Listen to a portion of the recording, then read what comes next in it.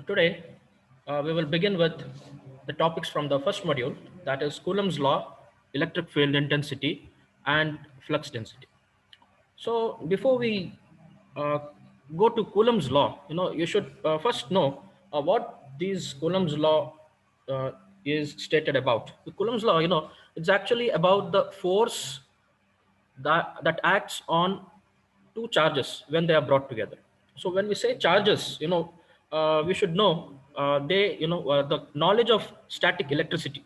So this knowledge of electricity, it has been there at least from 600 BC, from a very long time. Okay, so the term electricity, it comes from the Greek word. As per recorded history, it comes from the Greek word electron, which means amber. Amber is kind of a gemstone which the Greeks used to rub over some cloth. Okay, and they observed that the amber would attract some pieces of different materials, maybe some feathers or paper or whatever. If you rub that stone amber with sleeves or with a piece of cloth, it would attract some pieces of paper or feathers on some substances.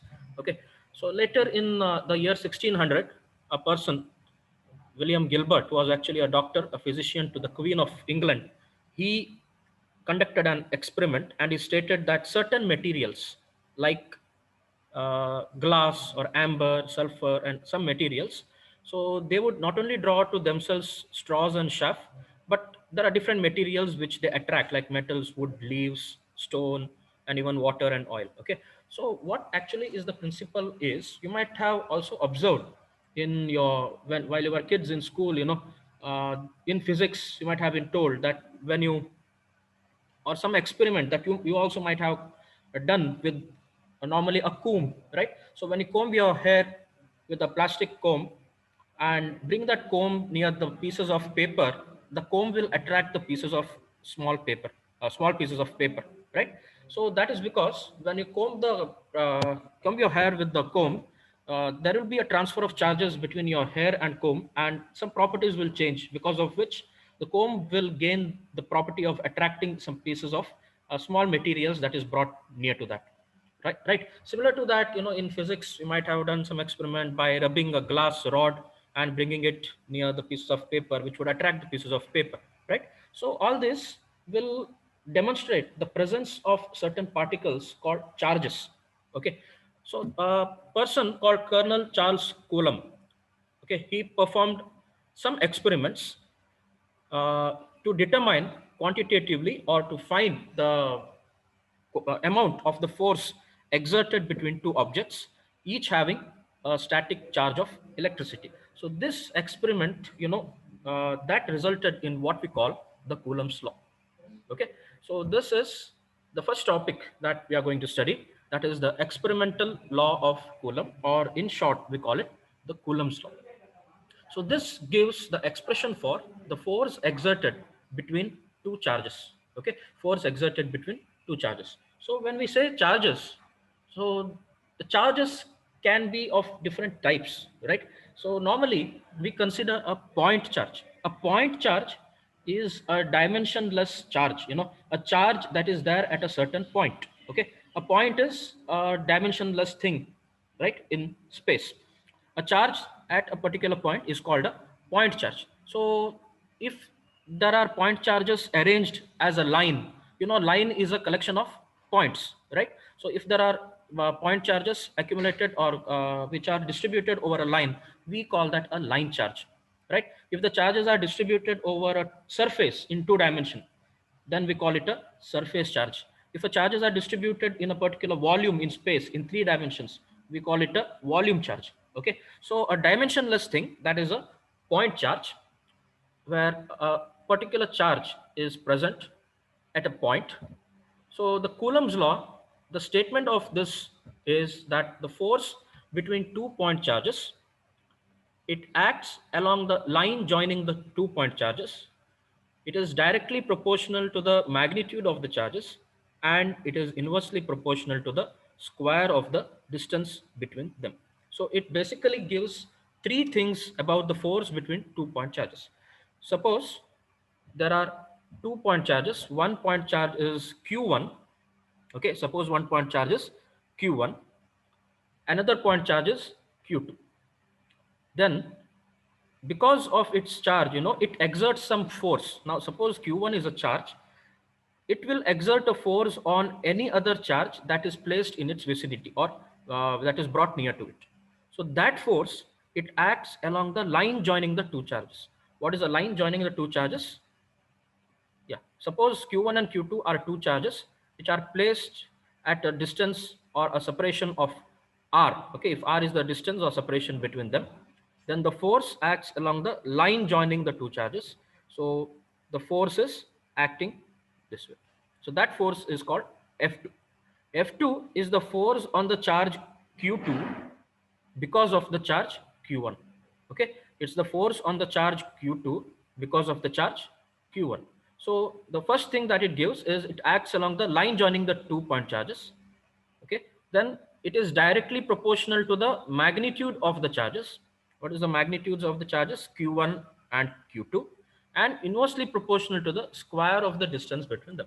The distance between these charges is r, square of the distance is r square, so it should be proportional to 1 by r square, because it is inversely proportional to square of the distance between them. So mathematically, if you want to represent this Coulomb's law, so we can say F2, yeah, Q1 and Q2 are the point charges. The distance between them is capital R. According to Coulomb's law, the force exerted on the point charge Q2 by the point charge Q1 is F2. That is proportional to magnitude of the charges. Magnitude is Q1 and Q2, and inversely proportional to square of the distance between them. The distance between them is R. The square of the distance is R square. That's why we say F2 is proportional to Q1 Q2 divided by R square. So the proportionality constant, if we take as K, okay, if K is the proportionality constant, then we can write F2 is K multiplied by Q1 Q2 divided by R square. So experimentally, it has been found that the proportionality constant K is equal to 1 by 4 pi epsilon. Okay, K is 1 by 4 pi epsilon, where this epsilon is called the permittivity of the medium. So in whichever medium you're considering the point charges, the permittivity of that medium is epsilon. Okay, so more things on permittivity we will deal with in the second module, right, when we look at the capacitance of the materials. So that permittivity epsilon is actually equal to epsilon naught into epsilon r, where epsilon naught is the permittivity of the free space and epsilon r is relative permittivity of the medium. Okay, so if epsilon r, yeah, epsilon naught is the permittivity of free space, its value is known. Okay, it's 8.854 into 10 raised to minus 12, or you can approximate this thing to 1 divided by 36 pi. Okay, it's 8.854 in 10 raised to minus 12. Normally you can use this value when you're solving problems. So you can take sometimes as it's approximately equal to 1 by 36 pi into 10 raised to minus 9. The units of this is farads per meter. Okay, so that's epsilon naught, and epsilon r is the relative permittivity of the medium. Relative permittivity in the sense permittivity relative to the free space. So for free space, the relative permittivity is 1. Okay, that's why epsilon r is 1. So if you consider the medium as free space in general, epsilon will be equal to epsilon naught, because epsilon r is 1 in case of free space. So now if you substitute this k, okay, if you put this k is 1 divided by 4 pi epsilon in this equation, we get F2 is 1 divided by 4 pi epsilon Q1 Q2 divided by R square. Okay, so this is the equation for the force according to Coulomb's law, and this gives the force on the charge at Q2. Okay, on the charge at Q2 due to the charge at Q1, which are separated, the distance between the two charges is R, right? Now, one more thing is, we have shown the direction of the force this way. Okay, so when you show the direction of force this way, we are considering the charges are like charges. You know the law of attraction, right? That means if so, suppose the charges are like, the force is repulsive. If the charges are unlike, that means the force is attractive. That means if this is a positive charge, yeah, the charges can be either positive or negative, you know it, right? If this is a positive charge and this is also a positive charge, if both are positive charges or if both are negative charges, then the force is moving away from the particular point. Suppose they are of opposite type. If this is positive and this is negative, or if this is negative and this is positive, then the force will be in this direction towards q1, right? It will be towards q1, otherwise it will be away from q1. One more thing is, what is the unit of force? Unit of force is newtons, right? Which is written as n, capital N. So what we are interested is to get an expression for the force due to Coulomb's law in vector form. So normally it will be asked to give the vector form of Coulomb's law. So if you consider the same thing, right? The same thing, I have placed it here. There are 2 point charges, Q1 and Q2. The force between them is F2, distance between them is R. So if you consider the vector form, okay, if you consider the vector form, these are basically point charges. So they will have their position vectors. With respect to the origin, they will be located at a particular position, and you can represent their position or point location using the position vectors. Suppose you consider the origin here, okay, suppose you consider this as the origin, then position vector of q1 is the line joining origin to this q1, right? So that you can take as vector r1. Let the position vector of q1 be r1, and let the position vector of q2 be r2. Okay, r1 is the position vector of point q1, r2 is the position vector of point q2. Now we are interested to find the distance between q1 and q2. Distance from q1 to q2, it can be given as r12. Okay, distance is r12. You know what is r12? R12 is nothing but it's r2 minus r1, right? R12 is r2 minus r1, right? R2 minus r1 will give you r12. Also, let the unit vector in the direction of this r12 be a12. Okay, this a12 is unit vector, that is a vector of magnitude 1 in the direction of the line joining the points q1 and q2. Okay, so now based on this, you can express the force in terms of its vector notations. So yeah, let r1, vector r1 with the position vector of q1, r2 with the position vector of q2. The distance between q1 and q2 is r12, that is given by r2 minus r1. According to Coulomb's law, the force exerted by the point charge q1 on the point charge q2 is the same equation actually. F2 is 1 by 4 pi epsilon divided by q1 q2 divided by r12 square. In place of r square, we have written r12 square multiplied by a12. Okay, and the vector and the force we have written as a vector f2 with an arrow mark because it indicates it's a vector. And this unit vector a12 indicates that the force is in the direction of the line joining the 2 point charges, that is q1 and q2. Okay, so a12 is the unit vector in the direction of r12. So you know a unit vector is vector of magnitude 1, and it can be obtained by dividing the vector with its magnitude, right? So the vector is r12. If you divide r12 by its magnitude of r12, we can write as r12. Without the vector symbol, if you write it, it's nothing but the magnitude of vector r12. So r12 is nothing but r2 minus r1, and this r12 without arrow mark, it is magnitude of r2 minus r1, right? Therefore we can write the same equation of force exerted on q2 by q1. Okay, yeah, the SI unit is newtons, which is written as n. Yeah. The same thing, it's written again. F2 is this. This is the unit vector we have seen. You can replace this a12 by this r2 minus r1 divided by r2 minus r1, and you can also replace this magnitude of vector r12 by this. It is the magnitude of r2 minus r1. So you can, yeah, vector r12, vector a12 can be replaced with r2 minus r1 divided by magnitude of r2 minus r1. And what you have r12 square, it is nothing but magnitude of r2 minus r1 the whole square. So this equation will also do. You can solve the problems using this. or sometimes when you know the position vectors, you can take this and continue with this. One more thing is the unit vector a12 is also equal to r12 divided by magnitude of r12. So if I use this, okay, if I replace a12 by this r12 divided by r12, in the denominator we can see there is r12 square and r12. So totally it will become r12 cube, right? So what we can write is it's 1 by 4 pi epsilon q1 q2 divided by r12 cube multiplied by the distance vector capital R12, right? So these are all some different forms of the same expression for the force on Q2 due to Q1. Now, this force, uh, it's actually, we have said this is force on charge Q2 because of Q1. Now, what will be the force on charge Q1 because of Q2? What will be the force on the charge Q1 because of Q2? Will it be equal or will it be different?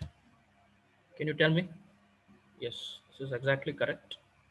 It is equal but in opposite direction. So the charges, they are mutual. The forces are mutual. Mutual in the sense the same force acts on the other charges also, but their direction will be the opposite. Okay, the direction will be opposite. Suppose you want to consider the force on the point charge q1 due to this charge q2, then the magnitude of that force is same, but the direction is opposite. Suppose this was in this direction, magnitude of this will be the opposite direction. Now, what we are considering is the vector that is joining the points q2 to q1, because the direction will be this way. So this will be r21. The unit vector in the direction of r21 is a21, a21 cap, right? Yeah, that's what is given here. The force expressed by Coulomb's law, it's a mutual force. That means each of the two charges experiences the same force. That means the magnitude is the same, although the direction is opposite. Okay, the force exerted on the point charge q2 on the point charge by point charge q2 on this charge q1 will be f1, that is equal to minus f2. F2 you have got as this. Okay, so f1 is minus f2, means minus of 1 by 4 pi epsilon q1 q2 by r12 square a12 cap. You can also write this as by replacing r12 by r21 and a12 by a21, right?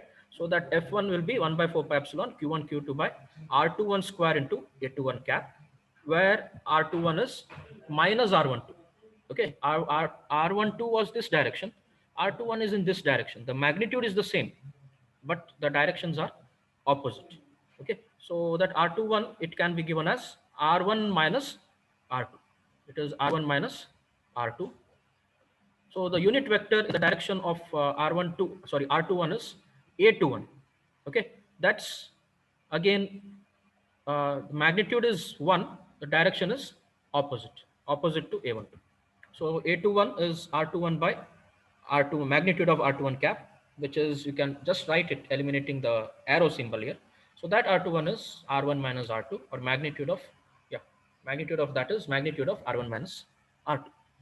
Okay, so this way you can get the expression for the force on charge using Coulomb's law. So one more thing you have to remember here is, yeah, this is what I said initially. If the charges are like, then the force is repulsive. If the charges are unlike, then the force is attractive.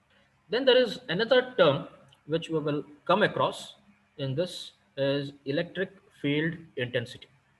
Okay, electric field intensity. So electric field intensity is, it is defined with respect to a particular point which is kept in an electric field.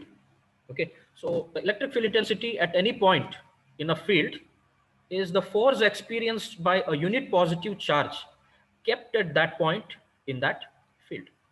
Okay, so what is a field? So whenever you have a charge, when you have any charge, okay, a point charge or whatever, because of that, whenever you bring any other thing near to it, it will experience some force, right? So wherever it experiences some force because of that charge, that particular region, it is said to have that field. In this case, it is electric field, right? Because that field is because of the electric charge. Here, you are considering the force experienced by a unit positive charge. Unit positive charge means it is charge of magnitude 1 and it is positive. So you can say it is plus 1 coulomb charge. Okay, plus 1 coulomb charge.